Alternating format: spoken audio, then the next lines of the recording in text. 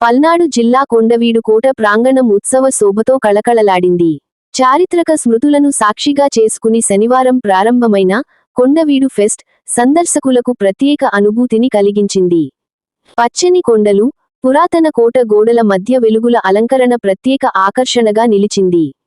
ప్రారంభోత్సవానికి హాజరైన Guntur MP Pemmasani Chandrasekhar, Narasaraopet MP లావు శ్రీకృష్ణదేవరాయలు, మంత్రి ఆనం రామనారాయణరెడ్డి, ఎమ్మెల్యే ప్రత్తిపాటి పుల్లారావు, కలెక్టర్ కృత్తికా శుక్లా దీపప్రజ్వలన చేసి కార్యక్రమాలను ప్రారంభించారు. ప్రభుత్వ శాఖల స్టాల్స్ ను సందర్శించి అభినందించారు. చరిత్ర, సంస్కృతుల కలయిక.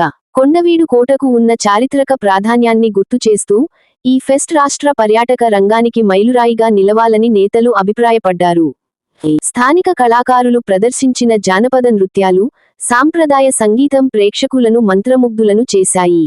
స్థానిక రుచులు ప్రత్యేక ఆకర్షణ. వివిధ ప్రాంతాల సంప్రదాయ వంటకాల స్టాల్స్ సందర్శకులను ఆకట్టుకున్నాయి. కుటుంబాలతో వచ్చిన ప్రజలు, విద్యార్థులు ఉత్సాహంగా పాల్గొని ఉత్సవాలను ఆస్వాదించారు. భద్రతా ఏర్పాట్లు, పార్కింగ్, తాగునీరు వంటి సదుపాయాలను అధికారులు సమగ్రంగా కల్పించారు. కొండవీడు కోట పరిసరాలు పండుగ వాతావరణంతో మార్మోగుతూ పర్యాటకులకు మరిచిపోలేని అనుభూతిని అందించాయి.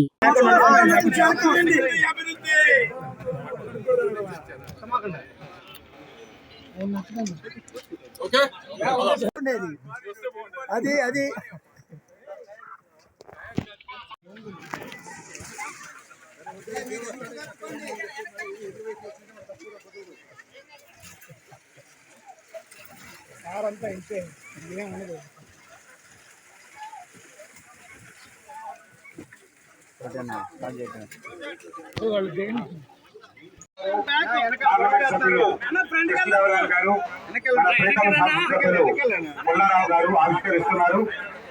మీరు వెనకరండి.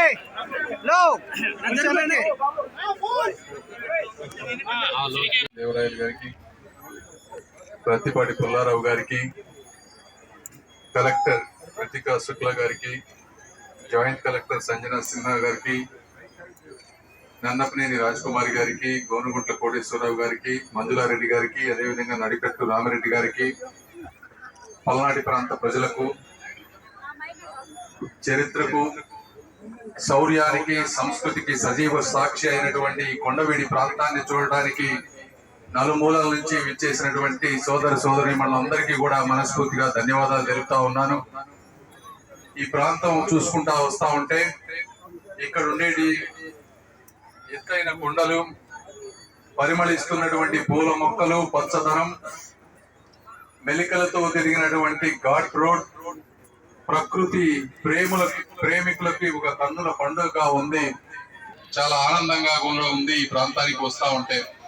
మరి ఇప్పటి వరకు చెప్తా ఉన్నారు, అప్పుడు 100 సంవత్సరాల పాటు కలిసి హిందూ సామ్రాజ్యాన్ని కాపాడే విధానంలో కలిసికట్టుగా ముందుకు వెళ్ళారు. ఆ రోజుల్లో తెలుగు సాహిత్యం, శిల్పకళలు, చిత్రకళలు ఇలాంటి వాటిని ఎంతగానో ఈ ప్రాంతం నుంచి ప్రోత్సహించబడ్డాయి. ఇప్పుడు ఈ రోజున యువత వస్తా ఉన్నారు, ట్రెక్కింగ్ చేస్తా ఉన్నారు సాటర్డే సండే. అయితే మీరు ట్రెక్కింగ్ చేసేటప్పుడు మీకు కనిపించాల్సిందల్లా కూడా చరిత్రతో కూడినటువంటి ఒక సంభాషణ. కేవలం ట్రెక్కింగ్ చేయడం కాదు, చరిత్రతో కూడినటువంటి సంభాషణ. పూర్వీకులు వేసినటువంటి అడుగు ఈ ట్రెక్కింగ్ గా ఉండబోతోంది అని మీకు తెలియజేస్తా ఉన్నా. అదే విధంగా ఈ ప్రాంతంలో 4 గొప్ప విషయాలు ఉన్నాయి చూస్తా ఉంటే. ఒక తెలివైనటువంటి ప్రణాళిక ఉంది అంటే అది శ్రీ నారా చంద్రబాబు నాయుడు గారికి, కూటమిలో ఉన్న నాయకులకి ఉంది అని తెలియజేయడానికి ఈ రోజు నిదర్శనం అని కూడా మేము అందరం తెలియజేస్తా ఉన్నాం. 3 గంటలకు మాకు వేరే ప్రోగ్రాంలు ఉన్నాయి, పొద్దున ప్రోగ్రాం ఉన్నా కూడా పుల్లారావు గారు ఈ రోజు పిలిస్తే మన సంస్కృతిని అందరూ గౌరవించాలని చెప్పి ఈ రోజు మేము అందరం వచ్చామని కూడా మీ అందరికీ నేను తెలియజేసుకుంటా ఉన్నాను. ఈ కోట ఉన్నంత కాలం తెలుగుతనం అజేయంగా ఉంటుంది. ఈ రాళ్లు మాట్లాడినంత కాలం కూడా మన చరిత్ర శాశ్వతంగా ఉంటుందని తెలియజేసుకుంటూ దీన్ని ఇంకా అభివృద్ధి చేయాల్సిన అవసరం ఉంది. మంచి పర్యాటక ప్రాంతంగా అభివృద్ధి చెందేటువంటి అవకాశం పుష్కలంగా ఉంది. కారులో వస్తా ఉంటే ఒకళ్ళు చెప్తా ఉన్నారు, ఈ ప్రాంతంలో ఒక్కొక్క ఎకరం 1.5 రూపాయలు విలువ చేసే విధంగా తయారైంది. అది కూడా ఈ ప్రాంతం పర్యాటకంగా అభివృద్ధి చెందుతుంది. కాబట్టి అంత రేట్లు వస్తా ఉన్నాయని చెప్తా ఉన్నా. చెప్పడం కూడా చంద్రబాబు గారికి, లోకేష్ బాబు గారికి ఎప్పుడు నేను మీ అందరికీ తెలియజేస్తున్నాను.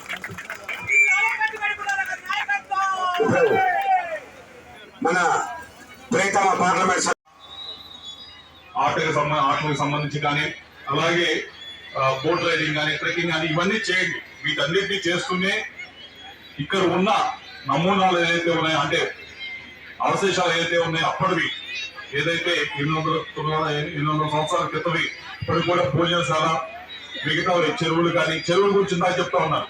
3 చెరువులు ఉన్నాయి. 3 చెరువులకి కూడా విశిష్టత ఏంటంటే, ఒక చెరువులో నీళ్లు పోస్తే 3 చెరువులు కూడా నీళ్లు నిండుతాయి. కింద అండర్ గ్రౌండ్ కనెక్షన్ ఉందని చెప్పి ఇందాక చెప్తా ఉన్నారు.